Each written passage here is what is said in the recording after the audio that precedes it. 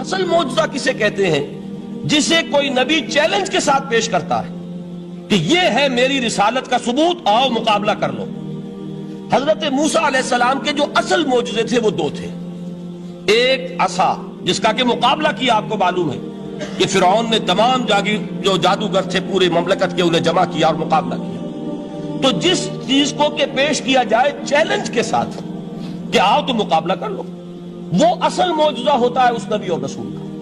تو حضور صلی اللہ علیہ وسلم کا اصل معجزہ، یعنی معجزات، آپ یہ مغالطے میں مبتلا نہ ہو، میں بقیہ معجزات کی نفی نہیں کر رہا، یہ واقعات اپنی جگہ حق ہیں کہ حضور کو پتھر سلام کرتے تھے۔ حضور صلی اللہ علیہ وسلم جس کھجور کے تنے کے ساتھ ٹیک لگا کر خطبہ دیا کرتے تھے، جبکہ ابھی مسجد نبی میں ممبر نہیں بنا تھا، جب تعداد زیادہ ہو گئی مسلمانوں کی اور ضرورت محسوس ہوئی کہ ذرا بلند مقام پر کھڑے ہو کر آپ خطبہ ارشاد فرمائیں، تو پھر وہ ممبر بنا کر رکھا گیا۔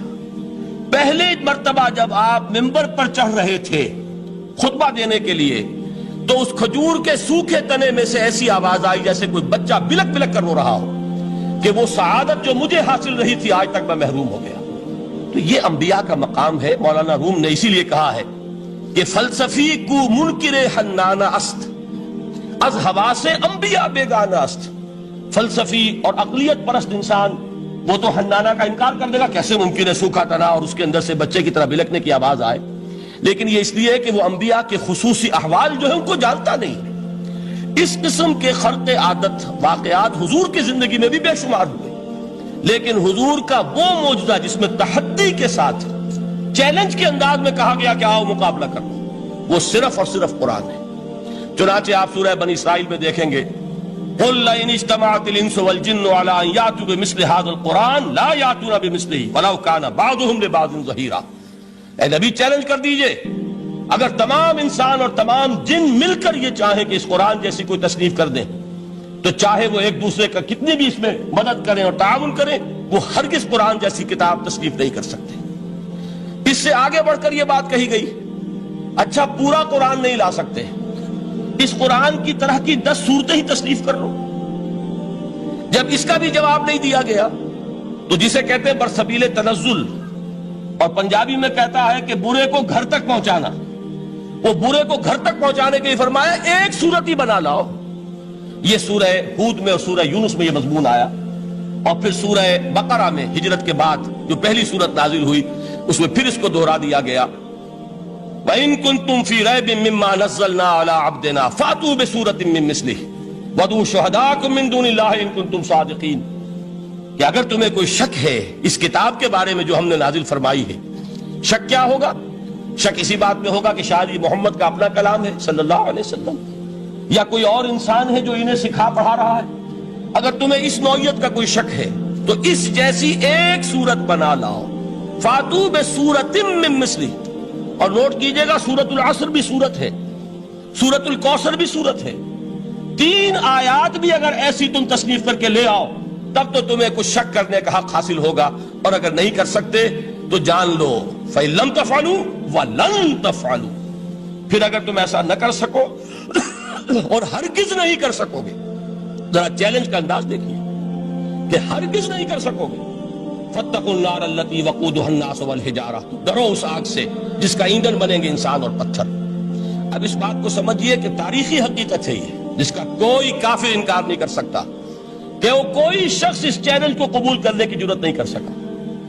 اگر جھوٹ موٹ کو بھی کوئی کھڑا ہو جاتا اور کہتا کہ ٹھیک ہے میں نے یہ ایک صورت بنائی ہے اور میرا دعویٰ یہ ہے کہ یہ قرآن جیسی ہے، تو ایک کنٹروورسی تو پیدا ہو جاتی نا۔ کچھ لوگ چاہے کہتے کہ نہیں یہ قرآن کے سطح کی نہیں ہے، لیکن یہ کہ اس کا دعویٰ تو ہو جاتا۔ لیکن تاریخ یہ بتا رہی ہے کہ سرے سے کسی شخص نے اس کی جرات نہیں کی، اس درجے وہ قرآن سے مرعوب ہوئے۔ تو حضور کا سب سے بڑا معجزہ جو آج تک زندہ ہے، اس کو ذہن میں رکھیے، میں نے جو حضرت موسیٰ حضرت عیسیٰ کے معجزات گنوائے ہیں وہ در حقیقت ان کی اپنی ذات کے ساتھ تھے۔ ید بیضا موسیٰ کے ساتھ تھا، عصا معجزہ اس وقت تھا جب موسیٰ کے ہاتھ میں تھا، اس کے بعد کئی سو برس تک وہ صندوق سکینہ جو ہے، تابوت سکینہ، اس میں وہ عصا رکھا رہا، لیکن اب وہ معجزہ نہیں تھا، وہ سوکھی لکڑی تھی، اس کے سوا کچھ نہیں۔ تو تمام انبیاء اور رسول کے معجزے ختم ہو گئے، وہ ان کی ذات کے ساتھ تھے۔ محمد الرسول اللہ کی رسالت دائمی ہے تا قیام قیامت، لہذا معجزہ بھی آپ کا دائمی ہے، وہ معجزہ آج بھی موجود ہے۔ البتہ میں ادھر ضرور توجہ دلاؤں گا کہ قرآن مجید کے اعجاز کے 3 پہلو ہیں۔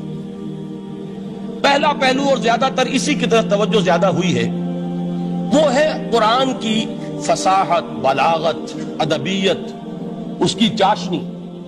ظاہر بات ہے کہ اس کا شعور اور ادراک صرف عربوں کو ہو سکتا ہے، بلکہ میرے خیال میں ناراض نہ ہو اہل عرب تو آج کے عربوں کو بھی نہیں ہو سکتا۔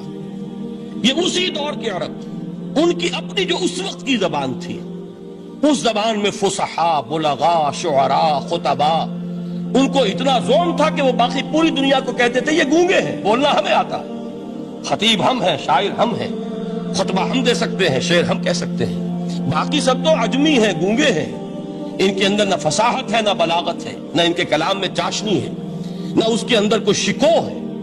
یہ دعویٰ جنہیں تھا، جب ان کے منہ بند ہو گئے قرآن کو سننے کے بعد کہ اس کلام کا کوئی مقابلہ ممکن نہیں ہے، جو ان کے سبع معلقہ کے شعراء میں سے آخری شاعر وہ ایمان لے آئے، اس کے بعد جب ان سے کہا گیا کہ اب آپ شعر نہیں کہتے، حضرت عمر نے ایک مرتبہ ان سے سوال کیا کیا بات ہے، اب آپ نے شعر کہنے چھوڑ دیے؟ تو ان کا جواب یہ تھا اب بعد القرآن، کیا اب قرآن کے بعد بھی اس کا امکان ہے کہ کوئی شخص اپنی فصاحت اور بلاغت کا کوئی اظہار کرنا چاہے؟ یہ تو فصاحت اور بلاغت کی ایک معراج ہے کہ جس تک کہ اب کسی انسان کی رسائی ممکن نہیں۔ تو فصاحت اور بلاغت جو ہے قرآن کی اور اس کی ادبیت، در حقیقت اس کا ادراک تو ہو سکتا ہے صرف اہل زبان کو۔ ہم لوگ جو ترجموں سے پڑھتے ہیں، چاہے کتنی ہی گرامر پڑھ لیں، کتنی صرف و نحو پڑھ لیں، واقعہ یہ ہے کہ وہ جو ایک ہوتا ہے نفس پر جب انگلی آتی ہے تو جو ایک آپ کو فیل ہوتی ہے، وہ فیل ہم جو عجمی لوگ ہیں جن کی مادری زبان عربی نہیں ہے، وہ قرآن مجید کی فصاحت اور بلاغت کو اس طور سے نہیں سمجھ سکتے جیسے کہ اہل زبان سمجھ سکتے ہیں، اور خاص طور پر جیسے کہ اس زمانے کے اہل زبان نے سمجھا۔ آج چونکہ عربی زبان ویسے تو جو اس کی فصیح لینگویج ہے وہ جو کی تو اپنی اصل پر قائم ہے، اور وہ اسی قرآن کے طفیل اور قرآن کے صدقے قائم ہے، ورنہ دنیا میں کوئی دوسری زبان نہیں ہے کہ جو 1500 برس تک اتنی پیور رہ جائے، اس میں تبدیلی آتی ہے۔ خود اردو جو ہے 300 برس کی اردو، دکن کی اردو، ذرا اس کو کبھی پڑھیے تو آپ حیران ہوں گے کہ یہ اردو زبان ہے اور آج کی اردو کوئی اور ہے۔ یہ صرف 200-250 برس کے اندر یہ انقلاب اردو میں ہو چکا ہے۔ عربی زبان 1500 برس سے وہ قائم ہے اپنی اسی جگہ پر، اور وہ صرف قرآن کا اعجاز اور قرآن کا صدقہ ہے، لیکن باقی جو اصل میں بولی جانے والی زبانیں ہیں وہ بہت بدل چکی ہیں۔ لہذا تمام اہل عرب کے لیے بھی اب قرآن کے اس پہلو کو صحیح طور پر سمجھنا ممکن نہیں۔ قرآن کی جو اعجاز کے 2 پہلو ہیں، وہ ہے در حقیقت جو میری اور آپ کی توجہ کے خاص طور پر در حقیقت حقدار ہیں، اور ہمیں ان کی طرف توجہ کرنی چاہیے۔ بدقسمتی سے اس کی طرف عام طور پر علماء نے توجہ نہیں کی، اس کی صرف ادبیت ہی کا چرچا ہوتا ہے۔ اصل میں قرآن مجید علم انسانی کی معراج، فکر، فلسفہ، حکمت، قرآن کی ابدی حکمت، قرآن کا ابدی فلسفہ، قرآن انسانی مسائل کا جو حل دیتا ہے، قرآن نے سوشل سائنسز میں جس طریقے سے رہنمائی کی ہے، یہ 2 پہلو ہیں اس کے اعجاز کے، جس کی کہ آج ہمیں ضرورت ہے کہ ہم اس کا شعور اور ادراک حاصل کریں۔ اس کے ضمن میں خاص طور پر علامہ اقبال کا نام لینا چاہتا ہوں۔ میرے نزدیک اس دور میں قرآن مجید کے اس اعجاز اور اس کے ایک معجزہ ہونے کے لیے سب سے بڑی دلیل علامہ اقبال کی شخصیت ہے۔ وجہ کیا ہے کہ علامہ اقبال علماء کے طبقے میں سے نہیں تھے۔ ظاہر بات ہے کہ جن کا پورا جو ہے جن کی زندگی گزرتی ہو قال اللہ و قال الرسول میں، ان کے دلوں میں عظمت قرآن کی، ان کے دلوں میں حضور کی محبت، یہ تو سمجھیے کہ ہونی ہی چاہیے، ان کے شب و روز اسی میں گزرتے ہیں۔ لیکن یہ کہ ایک ایسا شخص جس کی تعلیم ہے کالجوں کی، یونیورسٹیوں کی، جس نے مشرق اور مغرب کے فلسفے کھنگال ڈالے، وہ شخص، اور وہ بھی اس دور میں جبکہ ہم پر مغرب سے مروبیت بہت شدید تھی۔ آج تو وہ مروبیت بہت کم ہو چکی ہے۔ آج تو ہمارا عام نوجوان جو ہے وہ آنکھوں میں آنکھیں ڈال کر بات کرتا ہے، اس میں خود اعتمادی ہے۔ ہمارا بھی اپنا ایک معاشی نظام ہے، ہمارا اپنا ایک سیاسی نظام ہے، ہمارا ایک اپنا سماجی نظام ہے، ہماری اپنی سوشل ویلیوز ہیں۔ آج کا نوجوان الحمدللہ احیاء اسلام کی وہ جد و جہد جو ہے وہ مرحلہ در مرحلہ بہرحال آگے بڑھ رہی ہے، وقت لگے گا، لیکن یہ کہ اس میں یقیناً ترقی ہوئی ہے، اسی کا مظہر یہ ہے کہ خود اعتمادی ہے. We have confidence. ہم جانتے ہیں کہ اسلام ایک دین ہے، مکمل دین ہے، اس کے پاس زندگی کے تمام مسائل کا حل ہے. لیکن یہ ہے آج 1985 کی بات. علامہ اقبال اس صدی کے آغاز میں گئے ہیں یورپ، جبکہ ہم محکوم تھے انگریز کے. ایک حاکم قوم کے ہاں جا کر، اس سے مروبیت کتنی شدید اس وقت تھی، جو جاتا تھا اکثر و بیشتر جو ہے واپس آتا تھا تو کھڑے ہو کر پیشاب کرنا ضروری سمجھتا تھا، اس لیے کہ اس نے وہاں پر لوگوں کو یہی کرتے دیکھا. ان کا لباس، ان کی وضاحت، ان کی تہذیب، ان کا تمدن، ہر طرح سے ان کے گن گاتا ہوا، ان کے لیے وہ بہت قصیدے جو ہیں تعریف کے کہتا ہوا آتا تھا. لیکن ایک علامہ اقبال کی شخصیت وہ ہے کہ وہ یہ خود کہتے ہیں کہ میں اس آگ میں ڈالا گیا ہوں مثل خلیل. مغربی تہذیب کے اس الاؤ میں مجھے اس طرح ڈالا اللہ نے جیسے کہ حضرت ابراہیم کو آگ میں ڈلوایا. میں اس تہذیب کے اس الاؤ کے اندر سے ہو کر آ رہا ہوں، اور میں نے یہ دیکھ لیا ہے کہ یہ تہذیب کھوکھلی ہے، اس کے اندر کوئی پائیداری نہیں ہے، نظر کو خیرہ کرتی ہے تب چمک تہذیب حاضر کی، یہ صناعی مگر جھوٹے نگوں کی ریزہ کاری ہے. اور دیار مغرب کے رہنے والوں، خدا کی بستی دکان نہیں ہے، کھڑا جسے تم سمجھ رہے ہو وہ اب زرے کا معیار ہوگا. تمہاری تہذیب اپنے خنجر سے آپ ہی خودکشی کرے گی، جو شاخ نازک پہ آشیانہ بنے گا لا پائیدار ہوگا. اب آپ اندازہ کیجئے وہ شخص جو بنیادی طور پر فلسفی ہے، فلسفے کا طالب علم ہے، وہ جرمنی اور انگلستان میں جا کر فلسفے کھنگالنے کے بعد اسے اگر تسکین حاصل ہوئی، اس کی جو علم کی پیاس تھی اگر اسے سیری حاصل ہوئی تو صرف قرآن کے ذریعے سے. نہ کہیں جہاں میں اما ملی، جو اما ملی تو کہاں ملی میرے جرم خانہ خراب کو تیرے عفو بندہ نواز میں. یہ وہ شخص ہے آخری زندگی میں ان کا کام صرف ایک رہ گیا تھا، قرآن کی تلاوت. بڑے بڑے فلسفی ملنے آتے تھے علامہ اقبال سے ملنے، وہ سمجھتے تھے بڑی لائبریری ہوگی، جیسے بڑے وکیل اس کی لائبریری آپ کو معلوم ہے کتنی جلدیں رکھی ہوں گی، خوبصورت جلدیں بنی ہوئی، ایسے ہی کوئی بڑا فلسفی، بڑا پروفیسر، اس کی سٹڈی، اس کی کتابیں بڑی مروب کن ہونی چاہیے. لیکن علامہ اقبال کے ہاں سب کتابیں اٹھوا دی تھی انہوں نے، صرف ایک کتاب رہ گئی. اور سید نذیر نیازی کا نام آپ نے سنا ہوگا. انہوں نے جب یہ گواہی دی ہے، یہ واقعہ شاید آپ کے علم میں نہ آیا ہو، یہ بہت اہم واقعہ ہے. وہ یہ لکھتے ہیں کہ میں نے ایک مرتبہ علامہ سے پوچھا کہ کچھ لوگ اعتراض کرتے ہیں یا یہ خیال ظاہر کرتے ہیں کہ آپ نے اپنا فلسفہ خودی نیٹشے سے لیا ہے، کوئی کہتا ہے فلاں سے لیا ہے، کوئی کہتا ہے فلاں سے لیا ہے، کچھ آپ خود بتا سکیں گے کہ آپ کے فلسفہ خودی کی سورس کیا ہے؟ تو علامہ نے کہا کہ اچھا کل فلاں وقت آ جانا تو میں تمہیں لکھوا دوں گا، ڈکٹیٹ کرا دوں. تو سید نذیر نیازی کہتے ہیں کہ میں بہت خوش ہوا کہ یہ سعادت میرے حصے میں آ رہی ہے کہ علامہ اقبال خود مجھے تحریر کرائیں گے کہ میرے فلسفے کی سورس کیا ہے، میں نے کہاں سے اخذ کیا ہے. دوسرے روز وہ گئے، حاضر ہوئے، بڑے ہی ارمانوں کے ساتھ پینسل اور کاپی لے کر بیٹھے. علامہ نے فرمایا ذرا قرآن مجید نکال لاؤ.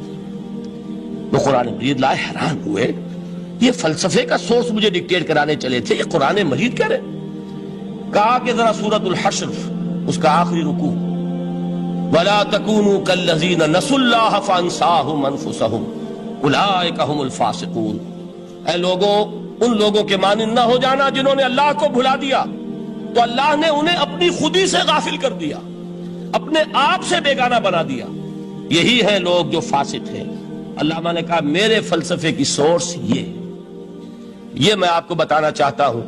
اس معنی میں کہتا ہوں کہ اس دور میں علامہ اقبال کی شخصیت کو میں اعجاز قرآن کا سب سے بڑا مظہر سمجھتا ہوں.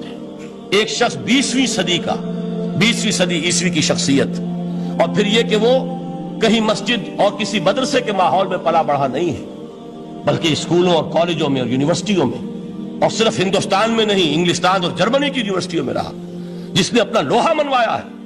وہ شخص اگر یہ کہتا ہے کہ میرے لیے فکر کی بنیاد، میرے فلسفے کی سورس، میری تمام سوچ کی رہنمائی جو ہے وہ اس کتاب نے کی ہے، تو معلوم ہوا کہ واقعتاً یہ قرآن مجید آج بھی معجزہ ہے. یہ بات تو ہوئی فلسفے اور فکر کے اعتبار سے. دوسرا پہلو جو اپلائیڈ پہلو ہے اس دور کے اعتبار سے وہ اہم تر ہو گیا ہے. انسان کے لیے جو پیچیدہ تمدنی مسائل ہیں، سیاسی مسائل کو کیسے حل کیا جائے، معاشی مسائل کا حل کیسے ہو، سماج میں توازن کیسے ہو، مرد اور عورت کے درمیان توازن کیسے ہو، ہوتا کیا ہے، یا عورت بھیڑ بکری کی طرح کی ملکیت بن جاتی ہے. ہمارے ہاں اردو میں جو اس کا محاورہ ہے کہ جوتی کی نوک، یہ اس کی حیثیت ہو جائے گی. یا دوسری طرف عورت کلوپیٹرا بن کر قوموں کی قسمتوں سے کھیلے گی. دنیا میں یہ دو انتہائیں ہوئی. کہاں نقطہ عدل کہاں ہے؟ کیسے بیلنس جو ہے اسٹرائک کیا جائے، مردوں کے حقوق اور فرائض اور خواتین کے حقوق اور فرائض، اس میں صحیح ترین ایکویشن ہے کیا؟ اسی طریقے سے فرد اور اجتماع، فرد اور ریاست. یا تو یہ کہ انسان کی انفرادی آزادی اتنی جا رہی ہے، مادر پدر آزاد، جس کا مظہر یہ ہے کہ آج انگلستان میں دو مرد بھی میاں اور بیوی کی حیثیت سے رہ سکتے ہیں. قانون تسلیم کرے گا ہسبینڈ اینڈ وائف، ان کو وہی حقوق حاصل ہو. یہ ہے وہ آزادی.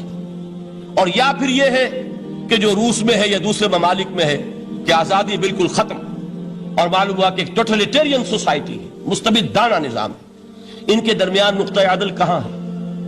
اسی طرح سرمایہ اور محنت. اگر ذرا سا سرمایہ کو چھوٹ ملتی ہے، وہ مزدور کا خون چوستا ہے اور اس کا حق اس کو نہیں دیتا. اقبال نے بہت خوبصورت انداز میں کہا ہے کہ خواجہ از خون رگے مزدور سازد لال ناب، از جفائے دہ خدایاں کشت دہ کا نا خراب. انقلاب انقلاب انقلاب. ایک طرف سرمایہ دار ہے جو مزدور کی رگوں میں سے خون نچوڑ کر سرخ شراب کا پیمانہ لے کر بیٹھا ہوا ہے، وہ در حقیقت مزدور کا خون ہے جو پی رہا ہے.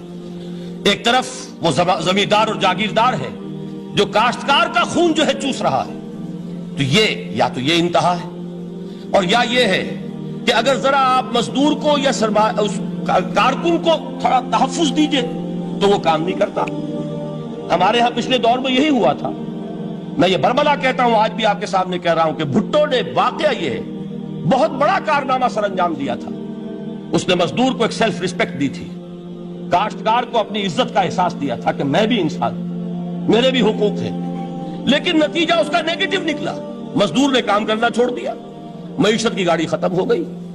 وہ چیز کہ جو متوازن ہو، جس میں مزدور کو اس کا حق مل رہا ہو اور پسینہ خشک ہونے سے پہلے اس کی جائز مزدوری اس کو مل گئی ہو، جس میں کہ انسان کسی سرمایہ دار کی رعیت بن کر نہ رہ جائے. دوسری طرف یہ کہ سرمایہ کے لیے بھی جو اس کا صحیح ہے کہ اس کو انسینٹیو ملے، وہ میدان میں آئے، اس کے اندر رسک لینے کے جو ہے وہ صلاحیت پیدا ہو. ان دونوں چیزوں کو کیسے متوازن کیا جائے؟ واقعہ یہ ہے کہ یہ ہے وہ پیچیدہ مسائل جن کا حل قرآن میں ہے. ہماری بدقسمتی کیا ہے کہ ہم نے خود ان چیزوں کے لیے دوسروں کے سامنے جھولی پساری ہوئی. ہم دوسروں سے بھیک مانگ رہے ہیں. ہمارا حال کیا ہوا تھا اس صدی کے شروع میں؟ مصطفیٰ کمال پاشا نے جب ترکی میں اسلام کے آئلی قوانین بھی منسوخ کیے، نوٹ کیجئے اس کو، یہ اسی صدی کے وہ صدمے ہیں جو ہم نے اٹھائے ہوئے ہیں. اور گاہے گاہے باز خواہی قصہ پاری نہ رہا، تازہ خواہی داشتن گرداغ ہائے سی نہ رہا. اس صدی میں کیا نہیں ہوا؟ عربوں کی ریوولٹ ترکوں کے خلاف، ان کے پیٹھ میں جو خنجر گھونپا، اور ایک انگریز، ایک کرنل لارنس کی وہ ساری شرارت، اس کے نتیجے میں ایک عظیم مملکت عثمانیہ، سلطنت عثمانیہ، دی گریٹ آٹومان امپائر، اس کے چیتڑے اڑ گئے. اور اس کے بعد وعدے کیے تھے عربوں سے کہ ہم تمہیں حکومت دیں گے. ہوا کیا کہ ان کے چھوٹے چھوٹے ٹکڑے کیے اور تقسیم کر لیے. مغربی سامراج کا دور شروع ہو گیا. اس کا ایک رد عمل مصطفیٰ کمال پر اس درجے شدید ہوا، اس نے ہر چیز جس کا تعلق عربوں سے تھا اس کو ختم کر دیا، ملک بدر کر دیا. عربی میں اذان نہیں ہوگی، عربی میں نماز نہیں پڑھی جائے گی. اور اسی کے ضمن میں یہاں تک گیا کہ فیملی لاز بھی، رومن لاز جو ہے وہ نافذ کیے. تو یورپ کے اخبارات نے اس وقت یہ طنز کیا تھا مسلمانوں پر، یہ مسلمان عجیب قوم ہے، کہتے یہ ہے کہ ہمارے پاس دنیا کا بہترین ضابطہ ہے، بہترین قانون ہے، ہمارے قانون سے بہتر کسی کا قانون نہیں. اور حال یہ ہے کہ فیملی لاز کے لیے بھی یہ ہم سے بھیک مانگ رہے ہیں، ہم سے وہ قوانین لے کر اپنے ہاں نافذ کر رہے ہیں. آج بدقسمتی سے اکثر و بیشتر مسلمان ممالک کا حال یہی ہے. آج ہم ان سے بھیک مانگ رہے ہیں.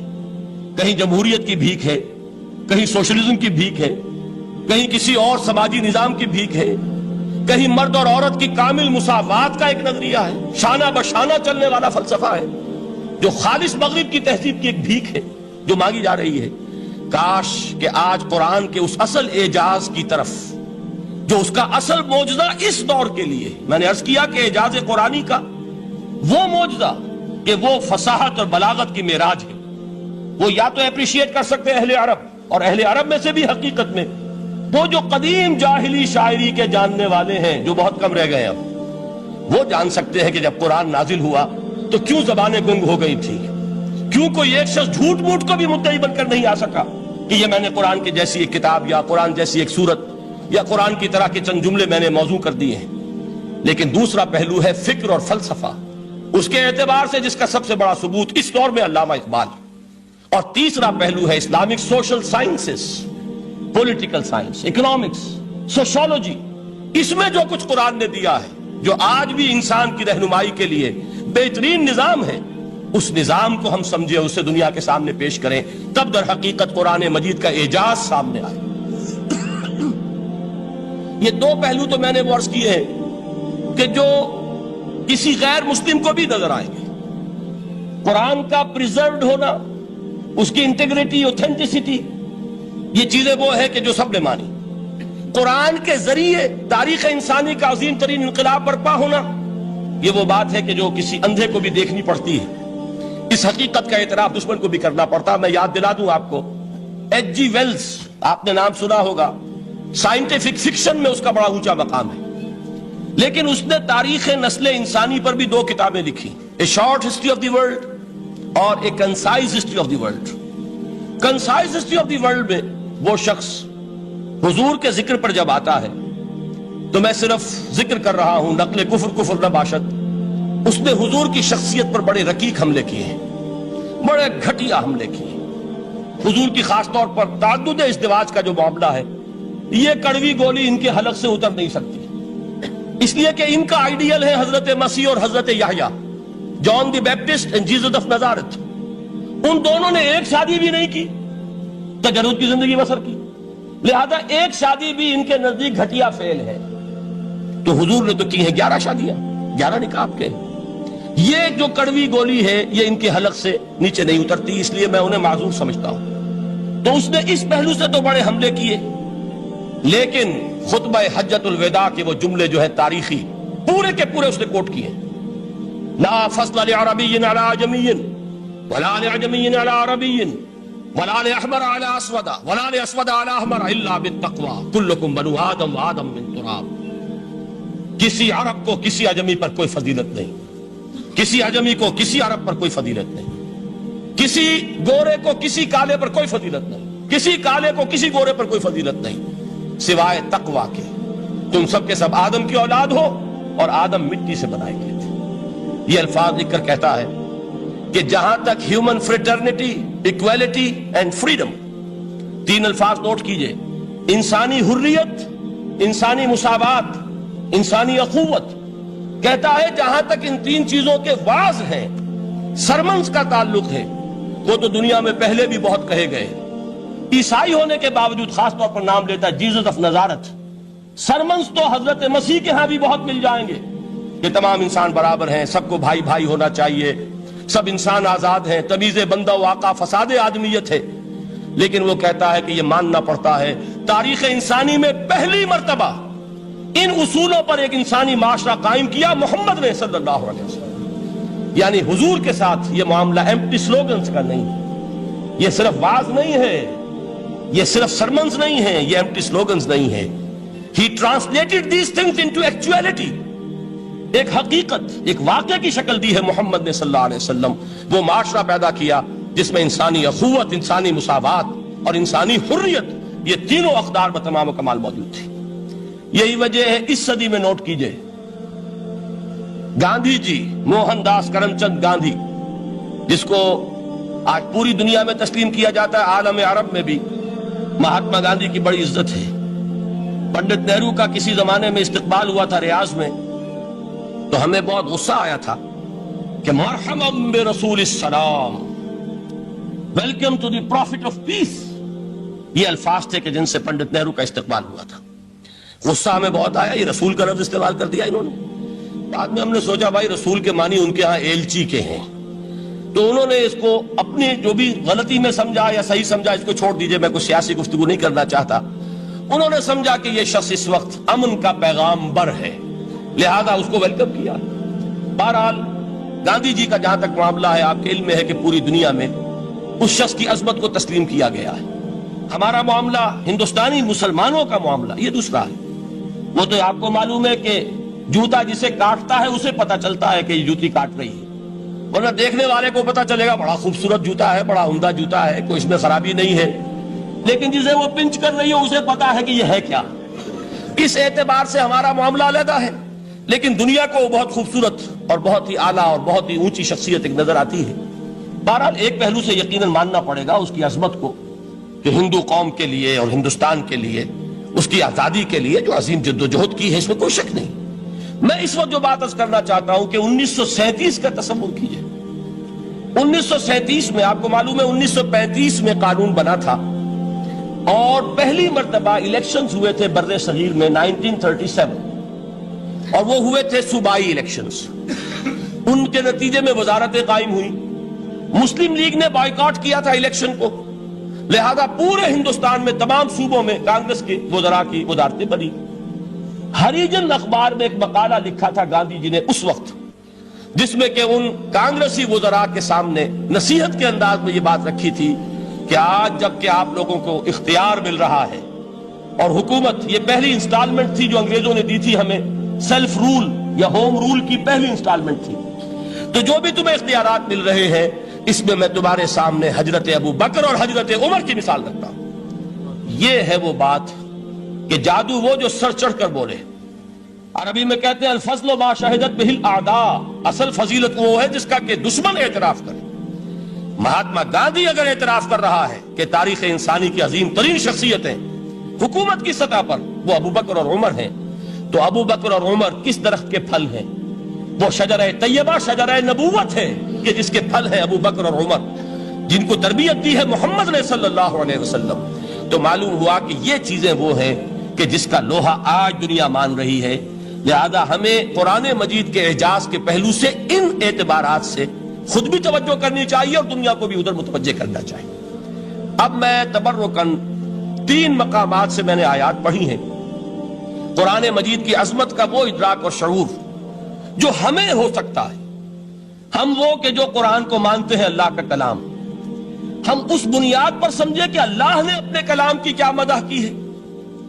اور نمبر 2 یہ فارسی کا ایک مصرع ہے کہ قدر گوہر شاہ دانت یا بدانت گوہری، ہیرے جواہرات کی قدر و قیمت یا بادشاہوں کو معلوم ہوتی ہے جو ان میں کھیلتے ہیں، اور یا یہ کہ جوہری کو جو ان کا کاروبار کرتا ہے، جانتا ہے، پہچان ہے، پرکھتا ہے۔ عام آدمی کو کیا پتا، اس کے ہاتھ پہ اگر کوئی آپ ہیرا رکھ دیں وہ سمجھے شاید کوئی کانچ کا ٹکڑا ہے، اسے اس کے اندر کوئی فرق محسوس نہیں ہوگا۔ قدر گوہر شاہ دانت یا بدانت گوہری، کہ ہیرے جواہرات جو ہیں ان کی قدر و قیمت کا اندازہ یا بادشاہوں کو ہوتا ہے یا جوہری کو ہوتا ہے۔ تو قرآن مجید کا عظمت کا صحیح ادراک یا اللہ کو ہے یا محمد الرسول اللہ کو ہے صلی اللہ علیہ وسلم۔ باقی جو کچھ دنیا دیکھتی ہے وہ تو وہ ظاہر کا ایک پہلو ہے، وہ تاریخی حقائق ہیں جو میں نے آپ کے سامنے رکھے۔ باقی قرآن مجید کی عظمت کا کوئی صحیح ادراک ہو سکتا ہے یا وہ اللہ تعالیٰ کی زبانی اور یا ہوگا محمد الرسول اللہ صلی اللہ علیہ وسلم کے فرامین کی روح سے۔ اسی لیے میں نے 3 جگہ سے آیات پڑھی ہیں۔ ایک مقام سے سورہ رحمان کی ابتدائی 4 آیات، سورہ یونس کی 2 آیات، سورہ حشر کی 1 آیت، اور 3 احادیث نبویہ ہیں جن کا میں نے ذکر کیا ہے، اس لیے کہ تیسری جو ہے وہ بہت طویل حدیث ہے، وہ پوری میں اس وقت نہیں پڑھ سکتا تھا، اس کے صرف ابتدائی اور آخری کلمات میں نے اس وقت آپ کو سنائے۔ میں تھوڑی سی تشریح ان کی کروں گا تاکہ قرآن مجید کی عظمت کا جو نقش میرے اور آپ کے قلب پر ہونا چاہیے وہ صحیح در حقیقت ان آیات اور احادیث کی روشنی میں ہمارے دلوں پر قائم ہو جائے۔ دیکھیے قرآن مجید کی عظمت یہ کلام ہے، اس کی کلام کی عظمت کا پہلا پہلو ہے متکلم کی عظمت کے اعتبار سے۔ عربی میں کہا جاتا ہے کہ کلام الملوک ملوک الکلام ہے، بادشاہوں کا کلام کلاموں کا بادشاہ ہوتا ہے۔ بادشاہ جب گفتگو کرے گا معلوم ہوگا شاہانہ انداز ہے، ایک کوئی بھکاری گفتگو کرے گا یا کوئی گجرا گفتگو کرے گا، سبزی فروش کرے گا، کوئی مچھلی فروش کرے گا، ہر ایک کا پتہ چل جائے گا کہ کون بولا، وہ جس کو کہتے ہیں کہ تانت باجی راگ پایا۔ 2 جملے کوئی شخص بولے گا پتہ چل جائے گا کتنے پانی میں ہے، اس کے علم کا، فضل کا، تہذیب کا، تمدن کا کیا معیار ہے۔ اس لیے کہ کلام جو ہے در حقیقت متکلم کی پوری شخصیت کی عکاسی کرتا ہے. اس کا مقام کیا ہے، اس کا مرتبہ کیا ہے، اس کے ذہن کی بلندی کیا ہے، اس کے فکر کی گہرائی کیا ہے، اس کے افق ذہنی کی وسعت کیا ہے، اس سب کا اندازہ ہوگا کلام سے. تو اب یہ کلام ہے اللہ کا. معلوم ہوا کہ اللہ کی صفات کا ایک کامل عکس قرآن مجید میں موجود ہے. یہ بات سمجھیے. اس کو قرآن نے کس طرح بیان کیا؟ یہ وہ لطیف حقائق ہیں جن کے لیے قرآن مجید تمثیل کا پیرایا اختیار کرتا ہے. اب سورہ حشر کی تمثیل کیا ہے؟ لو انزلنا هذا القرآن على جبل، اگر ہم نے اس قرآن کو کسی پہاڑ پر اتار دیا ہوتا، لرأيته خاشعا متصدعا من خشیت اللہ، تم دیکھتے اس پہاڑ کو کہ اللہ کی خشیت سے دب جاتا اور پھٹ جاتا. وَتِلْكَ الْأَمْثَالُ نَضْرِبُهَا لِلنَّاسِ لَعَلَّهُمْ يَتَفَكَّرُونَ. اور یہ مثالیں ہیں جو ہم لوگوں کے لیے بیان کرتے ہیں تاکہ وہ تفکر سے کام لیں، غور و فکر کریں. اگر میں اور آپ قرآن کی عظمت سے واقف نہیں ہوں گے، اس بات کو نوٹ کر لیجئے، تو میں اور آپ اپنا وقت کیسے صرف کریں گے اس کے لیے؟ انسان کا ایٹیٹیوڈ بڑا یوٹیلیٹیرین ہے، آج کے انسان کا خاص طور پر. وہ کسی ایسے ہی کام کے لیے وقت لگائے گا جس میں اس کے لیے فائدہ ہو، اور اس فائدے کی چیز اگر نہیں ہے تو اس کی طرف متوجہ نہیں ہوگا. اگر قرآن مجید کی عظمت کا ہمیں ادراک ہو جائے تو ہم اپنا پورا وقت اس کے لیے وقف کر دیں گے، اس کو سمجھیں گے، اس کی گہرائیوں میں غوطہ زنی کریں گے. جیسے اقبال نے کہا کہ قرآن میں ہو غوطہ زن اے مرد مسلمان. لیکن اگر یہ کہ اس کی عظمت کا ادراک نہ ہوا تو بس یہ کہ کبھی اتفاق ہو گیا کہ کھول لیا اور اس کو پڑھ لیا، پڑھ بھی لیا بغیر سمجھے، اور اس کا ثواب کسی اور کو پہنچا دیا. وہ آج حصول ثواب بھی نہیں رہا، ایصال ثواب ہی رہ گیا. ورنہ یہ کہ بہرحال علامہ اقبال نے جو اس پر پھپتی چست کی ہے کہ بآیا تشترا کارے جزی نیست کہ از یاسین او آساں بمیری. اس قرآن کی عظیم آیات سے اے مسلمان آج تیرا سروکار صرف اتنا رہ گیا ہے کہ کوئی شخص مر رہا ہو، عالم نزا میں ہو، تو اس کو یاسین سنا کر اس کی جان جلدی سے نکال دو، آسانی سے نکل جائے. بس یہ سروکار رہ گیا. میں یہ نہیں کہتا کہ نہ پڑھی جائے، حضور نے فرمایا ہے پڑھنی چاہیے، لیکن صرف یہ نہیں ہے اس کا مصرف. یہ تو انسانی زندگی کی رہنما کتاب بن کر نازل ہوئی ہے. اس کے اوپر اس اعتبار سے توجہ تم نہیں کر رہے ہو، بلکہ تمہاری اس کے ساتھ جو ہے دلچسپی صرف اتنی رہ گئی ہے. تو پہلی بات یہ کہ یہ سمجھیے کہ قرآن نے یہ تمثیل اختیار کی اپنے عظمت کے بیان کے لیے. اگر ہم نے اس قرآن کو پہاڑ پر اتار دیا ہوتا تو تم دیکھتے کہ وہ پھٹ جاتا اور دب جاتا. اب اس کو سمجھیے، القرآن یفسر بعضہ بعضا، قرآن کا ایک حصہ دوسرے حصے کی تفسیر کرتا ہے. سورہ اعراف میں واقع آیا ہے کہ حضرت موسیٰ علیہ السلام کا آپ کو معلوم ہے کہ کوہ طور پر اللہ تعالیٰ سے ہم کلامی کا شرف حاصل کرتے تھے. گفتگو ہو رہی ہے لیکن اللہ نظر نہیں آ رہا. اب اس کو اپنے اوپر طاری کیجئے. یہ صاف سامنے آتے بھی نہیں، صاف چھپتے بھی نہیں. یہ جو صورتحال تھی کہ اگر کسی کی آپ آواز سن رہے ہیں، کلام سن رہے ہیں، سامنے نہیں آ رہا، تو آپ کے دل میں خواہش پیدا ہوگی کہ ذرا سا یہ پردہ بھی اٹھا دیا جائے، مجھے دیدار بھی حاصل ہو جائے. لہذا سورہ اعراف میں ہے جب کئی بار یہ شرف ہم کلامی حاصل ہوا اللہ سے، تو حضرت موسیٰ علیہ السلام نے بڑی ہمت سے کام لیا، بڑی جرت کی درخواست کر دی، رب ارنی انظر الیک. یہ جو پردہ بیچ میں حائل کیا ہوا ہے پروردگار، تو میرا شوق دیکھ، میرا اشتیاق دیکھ، تو مجھے ذرا دیدار بھی عطا ہو جائے. اس پر کیا بات کہی گئی؟ لن ترانی، موسیٰ تم مجھے ہرگز نہیں دیکھ سکتے. تم اس جسد ظاہری کے ساتھ، اس جسد مادی کے ساتھ، ان عنصری آنکھوں سے میرا دیدار نہیں کر سکتے. ولیکن انظر الی الجبل، دیکھو ہم تمہیں ایک مثال دیے دیتے، ذرا اس پہاڑ کی طرف دیکھو، ہم اپنی ایک تجلی اس پر ڈالیں گے. فإن استقر مکانہ فسوف ترانی، اگر وہ پہاڑ ہماری تجلی کو جھیل جائے، تحمل کر لے، تو تم بھی سوچنا کہ شاید ہمیں دیکھ سکو. اس کے بعد ہوا کیا؟ فلما تجلی ربہ للجبل جعلہ دکا وخر موسیٰ صعقا. جب اللہ تعالیٰ نے پہاڑ پر اپنی ایک تجلی ڈالی تو وہ پہاڑ جو ہے پھٹ گیا. اور موسیٰ، اب دیکھیے براہ راست تجلی موسیٰ پر نہیں ہے، یہ انڈائریکٹ مشاہدہ ہے تجلی ربانی کا کہ جو پہاڑ پر ہوئی ہے، اور پہاڑ کی جو کیفیت ہوئی ہے اس کے مشاہدے سے حضرت موسیٰ بے ہوش ہو کر گر گئے. وَصَعِقَ مُوسَىٰ خَرَّ مُوسَىٰ صَعِقًا. یہ ہے وہ مثال جو یہاں دی ہے قرآن کے لیے.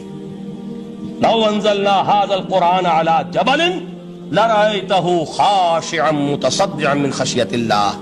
نتیجہ کیا نکلا؟ انفر کیجئے، استدلال، استنتاج. نتیجہ یہ نکلا کہ جو تاثیر تجلی ذات ربانی کی ہے وہی تاثیر کلام ربانی کی ہے. صرف یہ ہے کہ ہمیں اس کا شعور نہیں، ہمیں اس کا ادراک نہیں. یہ بالکل ذات کی تجلی کی جو تاثیر تھی وہی قرآن خود بیان کر رہا ہے کہ اس کلام ربانی کی. اس کو بھی علامہ اقبال نے خوب کہا ہے، فاش گویم آنچ در دل مزمرست. صاف کہہ دیتا ہوں جو کچھ میرے دل میں ہے. این کتابیں نیست چیزیں دیگر است. اسے کتاب نہ سمجھ بیٹھنا قرآن کو، یہ کتاب نہیں ہے، کچھ اور ہے. کچھ اور کیا ہے؟ مثل حق پنہاؤ ہم پیداستو زندہ پائندہ گویاستو. یہ تو جیسے اللہ تعالیٰ کی ذات ہے، مثل حق، ذات حق سبحانہ و تعالیٰ کی طرح یہ زندہ ہے، پائندہ ہے. مثل حق، پائندہ گویاستو، یہ جو ہے زندہ ہے، یہ متکلم ہے، کلام نہیں ہے. کل صفات ربانیہ جو ہیں ظاہر اور باطن، مثل حق پنہا، ظاہر و پنہا، اور حی و قیوم جیسے اللہ کی ذات ہے، وہی صفات اس کلام کی ہیں. اور اس کے بعد وہ شعر آیا تھا جو میں پہلے سنا چکا ہوں، چوں بجاں در رفت جاں دیگر شود. جب یہ قرآن کسی انسان کے اندر سرایت کر جاتا ہے، اس کے دل پر نازل ہوتا ہے. دیکھیے یہ الفاظ آپ کو کہیں اور نہیں ملیں گے. میرے نزدیک جہاں علامہ اقبال اس دور میں قرآن کی عظمت کا سب سے بڑا ثبوت ہے، وہاں عظمت قرآنی کے سب سے زیادہ واقف اور اس کا سب سے زیادہ شعور رکھنے والے بھی علامہ اقبال. یہ الفاظ آپ کو کہیں نہیں مل سکیں گے کہ مثل حق پنہاؤ ہم پیداستو زندہ پائندہ گویاستو چوں بجاں در رفت جہاں دیگر شود. جہاں چو دیگر شد جہاں دیگر شود. جب یہ انسانوں کے اندر سرایت کر جاتا ہے، ان کے اندر ایک انقلاب آ جاتا ہے، اور یہ اندر کا انقلاب ہے جو ایک عالمی انقلاب کا پیش خیمہ بنتا ہے. آپ آرڈیننس کے ذریعے سے نمازیں پڑھوائیں گے تو پھر نماز وہی پڑھی جائے گی جو آفس ٹائم میں آئے گی. باقی اور کیوں پڑھیں گے؟ وہ تو آرڈیننس کے ذریعے سے پڑھائی جا رہی ہے نا. اس کا حشر تو وہ ہوگا جو ہمارے ہاں دیکھا جا چکا ہے. اور اس وقت بھی، اس زمانے میں میں نے یہ سنا ایک جگہ کہ کلاس 4 امپلائیز جو ہیں، وہ شروع میں جب آرڈیننس نافذ ہوا تھا ہمارے ہاں تو دفتروں میں بڑا اہتمام ہوا. آفیسرز نے خاص طور پر بڑے اہتمام سے ظہر کی نماز پڑھنی شروع کی. لیکن مجھے بتایا گیا کہ کلاس 4 امپلائیز جو ہیں، ہمارے یہ ڈرائیورز ہیں، پینز ہیں، یہ کھڑے ہنستے رہتے ہیں، شریک نہیں ہوتے. میں نے ان سے کہا وہ اس لیے کہ انہیں معلوم ہے کہ آپ بھی تو یہی پڑھ رہے ہیں صرف نماز. باقی آپ کے ڈرائیور سے اور آپ کے خانسامہ سے یہ بات چھپی ہوئی نہیں ہے کہ عصر آپ نے بھی نہیں پڑھنی، یہ صرف زور ہے جو آپ پڑھ رہے ہیں. تو یہ اصل میں اندر کا انقلاب جب تک نہ آئے، باہر کا ٹھوسا ہوا انقلاب، وہ تو جب پریشر ہٹ جائے گا تبدیلی ختم ہو جائے گا. چوں بجاں در رفت جہاں دیگر شود، اندر انقلاب آئے. جب اندر تبدیلی ہو جائے گی، اب انسان کا پورا وجود بدلے گا. پھر اس کے اندر سے تبدیلی جو ہے وہ ابھرے گی، اسے کسی خارجی دباؤ کی ضرورت نہیں ہوگی. جہاں چو دیگر شد جہاں دیگر شود. اور جب انسانی شخصیتوں کے اندر یہ انقلاب اندر سے آتا ہے تو پھر وہ عالمی انقلاب بنتا ہے. جیسے کہ محمد رسول اللہ کا انقلاب. واقعہ یہ ہے کہ اگر جوش کانسپیریسی، عبداللہ ابن سبا کی سازش اگر کامیاب نہ ہو گئی ہوتی اور مسلمانوں کے اندر آپس کا اختلاف اور سرپھٹول نہ ہو جاتا، جو حضرت عثمان کی شہادت، پھر حضرت علی کی شہادت رضی اللہ تعالی عنہما، اور حضرت علی کی دوران خلافت یہ آپس کے جو جنگیں ہوئی، جنگ جمل، جنگ صفین، جنگ نہروان، اگر یہ نہ ہوئی ہوتی تو جس سپیڈ کے ساتھ اور رفتار کے ساتھ انقلاب محمدی کی توسیع ہو رہی تھی علی صاحب الصلاۃ والسلام، کوئی طاقت دنیا میں نہیں تھی. اقبال نے اس کا بھی نقشہ کھینچا ہے کہ تھمتا نہ تھا کسی سے سیل رواں ہمارا. وہ سیل رواں تھا، کوئی روکنے والا نہیں تھا. انٹرنل سیبوٹاج وہ ہے کہ جس نے اس انقلاب کا راستہ روکا. تو واقعہ یہ ہے کہ وہ اندرونی انقلاب حضور نے برپا کیا قرآن کے ذریعے صحابہ میں. اندر سے جو انقلاب تھا اس نے عرب میں ایک انقلاب کی شکل اختیار کی. اور یہ انقلاب جو ہے اتنی اپنے اندر قوت رکھتا تھا، اتنی پوٹینشیلٹی تھی اس کی، کہ وہ 20 برس کے اندر کہاں آکسس دریائے جیہوں، کہاں اٹلانٹک. تصور تو کیے، تاریخ میں اس سے پہلے اتنی بڑی کوئی مملکت قائم ہوئی نہیں. کہاں یمن اور کہاں ایشیا کوچک، ایشیا مائنر، ٹرکی، یہاں سے وہاں اور وہاں سے یہاں. اتنی عظیم مملکت حضرت عثمان رضی اللہ تعالیٰ عنہ کے عہد خلافت میں ہو چکی تھی. یہ بات اگر یہ چلتا معاملہ آگے تو کوئی قوت اب نہیں رہی تھی. سلطنت روما ختم ہو چکی تھی, سلطنت کسرا ختم ہو چکی تھی, پرچے اڑ گئے تھے. اب کون سی طاقت رہ گئی تھی جو سیلاب کا راستہ روکتی؟ یہ وہ یہودی سازش ہے جس نے اندر سے سیبوٹاج کیا. بہرحال یہ ہے انقلاب محمدی کا طریقہ, اندر سے تبدیلی.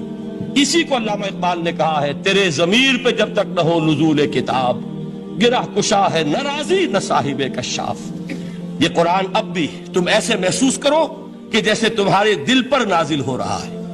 اور مجھے یاد آیا امام ابن قیم رحمت اللہ علیہ, ان کا ایک بڑا پیارا جملہ ہے.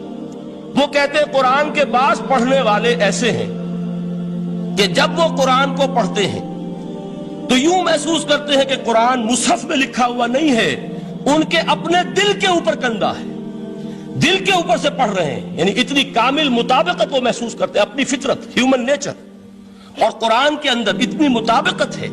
اس طرح وہ ٹیلی کرتے ہیں ایک دوسرے کے ساتھ کہ محسوس ہوتا ہے کہ وہ کتاب ان صفحات میں لکھی ہوئی نہیں ہے بلکہ لوح قلب پر لکھی ہوئی ہے کہ جہاں سے وہ انسان اسے پڑھ رہا. تو پہلی بات تو قرآن مجید کی اس آیت کے حوالے سے اس پہلو سے ہمارے سامنے آئی کہ جو تاثیر ہے ذات ربانی کی تجلی کی, وہی تاثیر ہے اس قرآن مجید کی, بشرطے کہ ہمارے دل جو ہیں وہ کچھ اپنے اندر اس استعداد اور صلاحیت کو پیدا کر لیں. دوسرا مقام ہے سورہ یونس کا. اب کسی کلام کی عظمت کا دوسرا پہلو ہو سکتا ہے اس کی افادیت کے اعتبار سے, اس سے فائدہ کیا ہوگا نوع انسانی کے لیے. دیکھیے دو آیات, یہ عظیم خزانے ہیں عظمت قرآن کے. سورہ یونس میں یا ایھا الناس, اے لوگو, قد جاءتکم موعظۃ من ربکم وشفاء لما فی الصدور وہدی ورحمۃ للمؤمنین. 4 الفاظ نوٹ کر لیجئے. اے لوگو, آ گئی ہے تمہارے پاس وہ چیز تمہارے رب کی طرف سے جو موعظہ ہے. موعظہ کسے کہتے ہیں؟ نصیحت. اس بات کو ذرا سمجھ لیجئے ترتیب کیا ہے. نصیحت اسے کہتے ہیں, جی رہا نہیں جا رہا, میں نے اس کی ترتیب بدلی ہوئی ہے. مجھے یاد دلایا ایک صاحب نے کہ سورہ رحمان کی ابتدائی آیات کا بیان تو رہ گیا, وہ رہا نہیں, میں نے پڑھا کسی اور ترتیب سے تھا, بیان کسی اور ترتیب سے کر رہا ہوں. پڑھنے میں 4, 2 اور 1, اور اب جو میں بیان کر رہا ہوں پہلے ایک آیت سورہ حشر کی جو بیان کی, اب 2 آیات ہیں سورہ یونس کی. لوگوں, تمہارے پاس آ گئی ہے تمہارے رب کی طرف سے موعظت, اور تمہارے سینوں کے اندر جو روگ ہیں ان کے لیے علاج. توجہ کیجئے گا, ہم نے قرآن کو کیا سمجھا ہے؟ صرف ایک مقدس کتاب, ایک حصول ثواب یا ایصال ثواب کا آلہ. قرآن ہے کیا؟ نمبر 1 موعظہ. موعظہ کسے کہتے ہیں؟ وعظ اسے کہتے ہیں وہ بات جس سے دل نرم ہو جائے, دل کے اندر گداز پیدا کرنے والی شے. وجہ کیا ہے؟ اعلیٰ سے اعلیٰ حکیمانہ بات کسی سے کہی جائے, دل سخت ہے, اثر نہیں ہوگا. ایک کرسٹ آ جاتا ہے انسان کے دل کے اوپر, جیسے کہ یہود کے علماء کے بارے میں فرمایا گیا ثم قست قلوبکم فہی کالحجارۃ او اشد قسوہ وان من الحجارۃ لما يتفجر منه الانہار وان منها لما يهبط من خشیۃ اللہ وان منها لما يشقق فيخرج منه الماء. اے لوگوں, پھر تمہارے دل سخت ہوتے چلے گئے, پھر وہ پتھروں کے مانند سخت ہو گئے, بلکہ ان سے بھی زیادہ سخت, اس لیے کہ پتھروں میں تو وہ بھی ہوتے ہیں کہ جو اللہ کے خوف سے گر جاتے ہیں, پتھروں میں وہ بھی ہوتے ہیں کہ جو اللہ کی خشیت سے پھٹ جاتے ہیں, ان میں سے پانی بہ نکلتا ہے. پتھر تو اس طرح کے ہیں, لیکن انسان کا دل جب سخت ہو جائے, جب پتھر بن جائے, تو کوئی شے دنیا کی اس کی سختی کا مقابلہ نہیں کر سکتی. پہلے اس سختی کو نرم کریں گے, جیسے زمین ہے چٹیل زمین, اس زمین کے اندر ہل چلے گا تو بارش جو ہے فائدہ دے گی. اس کو آپ زمین کو نرم کرتے ہیں تاکہ وہ بارش کو جذب کرے, ورنہ چٹیل زمین ہے سخت, وہ پانی بہ جائے گا اور وہ زمین کے اندر جذب نہیں ہوگا. تو پہلا لفظ استعمال کیا موعظہ. یہ قرآن واعظ ہے, نصیحت ہے, دلوں کو نرم کرتا ہے, دلوں پر جو کرسٹ آ گیا ہے سخت اسے توڑتا ہے, اس میں ہل چلاتا ہے. پھر کیا کرتا ہے؟ پھر جب یہ جذب ہوتا ہے, شفاء لما فی الصدور, جو سینے کے روگ ہیں ان کے لیے شفا ہے. اب آپ غور کیجئے گا, علامہ اقبال نے انہی 2 اعتبارات سے مسلمانوں کا مرثیہ کہا ہے کہ مسلمانوں نے اس قرآن کو نہ موعظہ کے لیے استعمال کیا اور نہ تزکیہ نفس کے لیے استعمال کیا, بلکہ اس کو تو صرف بنا لیا ہے وہ جان آسانی سے نکالنے کا نسخہ یا ایصال ثواب کا آلہ؟ چنانچہ کہتے ہیں واعظ کے لیے واعظ دستاں زنو افسانہ بند، واعظ جو ہے ہمارے داستانے کہتے ہیں، افسانے کہتے ہیں، قصے کہتے ہیں، لطیفے کہتے ہیں، معنی او پست و حرف او بلند، اس کے بیان میں معنی تو ہوتے ہیں بہت ہی گھٹیا، نیچے کے پست، الفاظ کا شکو ہوتا ہے، الفاظ بہت اونچے ہوتے ہیں۔ از خطیب و دیلمی گفتارے او با ضعیف و شاذ و مرسل کارے او، سارا واعظ و نصیحت جو ہو رہا ہے وہ ضعیف حدیثوں کے ذریعے سے، ضعیف روایات بخاری کی ہو، مسلم کی ہو، ترمذی کی ہو، ابن ماجہ کی ہو۔ کہاں خطیب بغدادی اور دیلمی وہ کتابیں کہ جن کی کوئی سند نہیں ہے، وہاں کی روایات کے ذریعے سے لوگوں کو تذکیر کرنے کی کوشش کر رہے ہیں۔ با ضعیف و شاذ و مرسل کارے او، ضعیف روایات، شاذ روایات، مرسل روایات جن کا سلسلہ روایت محمد الرسول اللہ تک متصل نہیں ہے، اس کے ذریعے سے کر رہے ہیں، حالانکہ موعظہ، سب سے بڑا موعظہ یہ قرآن تھا۔ قرآن کہتا ہے خود فذکر بالقرآن من یخاف وعید، اے محمد صلی اللہ علیہ وسلم آپ اس قرآن کے ذریعے نصیحت کیجئے، یہ قرآن ہے جو دلوں کی سختی کو ختم کرے گا، گداز پیدا کرے گا۔ دوسری طرف علامہ اقبال کیا کہتے ہیں کہ جہاں تک ہمارے ہاں جو بھی تصوف کے معروف حلقے ہیں، صوفیاء حق کی بات نہیں کہہ رہا، وہاں قوالی ہو رہی ہوگی تو حال آ جائے گا۔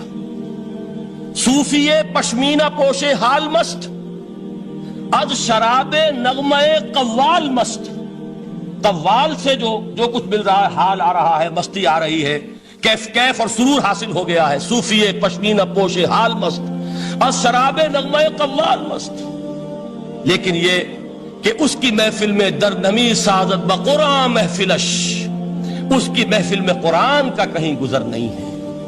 جبکہ محمد الرسول اللہ صلی اللہ علیہ وسلم کی بھی ایک محفل ہوتی تھی، محفل سماع۔ وہ محفل سماع کیا تھی؟ حضور صحابہ سے فرمائش کر کر کے قرآن سنتے تھے۔ حضرت عبداللہ ابن مسعود رضی اللہ تعالیٰ عنہ کی روایت موجود ہے کہ مجھے ایک مرتبہ حکم دیا حضور نے کہ قرآن سناؤ۔ میں نے عرض کیا حضور آپ کو سناؤں؟ آپ پر تو نازل ہوا ہے۔ تو حضور نے فرمایا نہیں، مجھے کسی اور سے سن کر کچھ اور لطف حاصل ہوتا ہے۔ اب امتثال امر میں حضرت عبداللہ ابن مسعود رضی اللہ تعالیٰ عنہ نے سورہ نساء پڑھنی شروع کی۔ 41ویں آیت پر پہنچے، چشم تصور سے دیکھیے کہ حضور بھی تشریف فرما ہے، صحابہ کرام کی محفل ہے، اور صحابہ کیسے بیٹھا کرتے تھے ادب کے ساتھ۔ ایک روایت میں الفاظ آئے، ایسے بیٹھتے تھے ساکت و صامت ہو کر، بالکل خاموش، سکون، ساکن اور ساکت اور صامت، کہ جیسے ان کے سروں پر پرندے بیٹھے ہیں کہ ذرا جنبش کریں گے تو پرندہ اڑ جائے گا، اس ادب کے ساتھ۔ تو وہ محفل جو ہے حضور صلی اللہ علیہ وسلم کی، اور ایک صحابی حضرت عبداللہ ابن مسعود گردن نیچی کیے ہوئے ہیں اور قرآن پڑھتے چلے جا رہے ہیں۔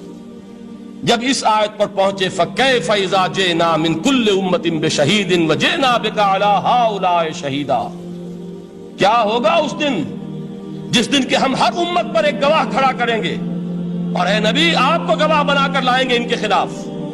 آپ کو یہ ٹیسٹیفائی کرنا ہوگا کہ اللہ تیرا جو کلام میرے پاس آیا تھا میں نے پہنچا دیا تھا، اب ان کی ذمہ داری ہے، they are accountable, they are responsible۔ اس پر حضور نے فوراً فرمایا حسبک حسبک، بس کرو بس کرو۔ اور حضرت عبداللہ ابن مسعود فرماتے کہ میں نے جب نگاہ اٹھا کر دیکھا حضور کے آنکھوں سے آنسو روا تھے۔ یہ ہے سماع، یہ محفل سماع ہے، کاش کہ اللہ تعالی ہمیں اس کی توفیق عطا فرمائے۔ یہ ہے مسنون محفل سماع، اس قرآن کے اندر وہ گداز ہے۔ آیا کہ نہیں 7ویں پارے کی بالکل آغاز میں وَإِذَا سَمِعُوا مَا أُنزِلَ إِلَى الرَّسُولِ تَرَىٰ أَعْيُنَهُمْ تَفِيضُ مِنَ الدَّمْعِ مِمَّا عَرَفُوا مِنَ الْحَقِّ يَقُولُونَ رَبَّنَا آمَنَّا فَاكْتُبْنَا مَعَ الشَّاهِدِينَ۔ تو یہ ہے دوسری چیز کہ در حقیقت تزکیہ نفس کا ذریعہ یہ قرآن ہے۔ سینوں میں جو روگ ہیں، حب دنیا، حب مال، حب شہرت، حب اقتدار، جس کو کہ ایڈلر کہتا ہے دی ارج ٹو ڈومینیٹ، میرا غلبہ ہو، میرا تسلط ہو، میں نمایاں ہو جاؤں، میری حکومت بن جائے، اختیار میرے ہاتھ میں آ جائے، دی ارج ٹو ڈومینیٹ۔ یہ ساری ارجز ہیں ہماری در حقیقت جس سے فساد رونما ہے۔ یہ حب مال ہے جس کی وجہ سے ہمارے اندر تنافس ہے۔ الہاکم التکاثر حتی زرتم المقابر، یہ کثرت اور بہتات کی طلب تمہیں غافل کیے رکھتی ہے، یہاں تک کہ قبروں تک جا پہنچتے ہو۔ آنکھ انسان کی کھل نہیں پاتی، جس کے پاس 10 نسلوں کے لیے کھانے کو موجود ہے، اس کی بھی حرص جو ہے اور مزید کا لالچ جو ہے وہ ختم نہیں ہوتا۔ یہ چیزیں ہیں اصل روگ، ان دلوں کے روگوں کا اور سینوں کے اندر کے ان امراض کا علاج قرآن ہے۔ یا ایھا الناس قد جاءتکم موعظۃ من ربکم وشفاء لما فی الصدور۔ اب جب یہ دو چیزیں ہو جائیں گی، اب تیسرا لفظ ہے ہدن۔ ہدایت بیکار ہے جب تک دل میں گداز نہ ہو، ہدایت بیکار ہے جب تک کہ نیت درست نہ ہو۔ کوئی شخص بڑا عالم ہے لیکن اپنے علم کو اس نے ذریعہ بنایا ہے دنیا کمانے کا، تو در حقیقت یہ قرآن اس کے حق میں ہدایت نہیں ہے، اس کے حق میں عذاب خدا بندی کا ذریعہ بن رہا۔ حضور نے خود فرمایا القرآن حجت لک او علیک، یہ قرآن یا تمہارے حق میں حجت ہے یا تمہارے خلاف حجت بنے گا قرآن کے قیامت کے دن۔ اس لیے کہ ایک شخص اس کو دنیا کمانے کا ذریعہ بنا رہا ہے، ایک شخص اس کو شہرت کے حصول کا ذریعہ بنا رہا ہے، ایک شخص علم کو ذریعہ بنا رہا ہے دنیا میں نمایاں ہونے کا، اپنی تعریف کا۔ حضور نے فرمایا کہ قیامت کے دن سب سے پہلے 3 افراد کا معاملہ پیش ہوگا عدالت خداوندی میں۔ ایک وہ جو بڑا عالم سمجھا جاتا تھا، اس سے بڑا علم پھیلا۔ دوسرا وہ جو بہت صاحب ثروت تھا، اس نے بہت خیرات کے کاموں میں پیسہ لگایا۔ تیسرا وہ جو دنیا میں شہید سمجھا جاتا تھا کہ اللہ کی راہ میں جنگ کرتے ہوئے جان دے دیا۔ اللہ ان تینوں سے جو اس کو نعمتیں دی تھی ان کا ذکر کر کے پوچھے گا کہ میں نے تمہیں یہ دیا، تمہیں یہ دیا، تمہیں یہ دیا، تم کیا کر کے لائے؟ وہ شہید کہے گا کہ اللہ میں نے تیری راہ میں جنگ کی اور اپنی جان دے دی تاکہ تو راضی ہو جائے۔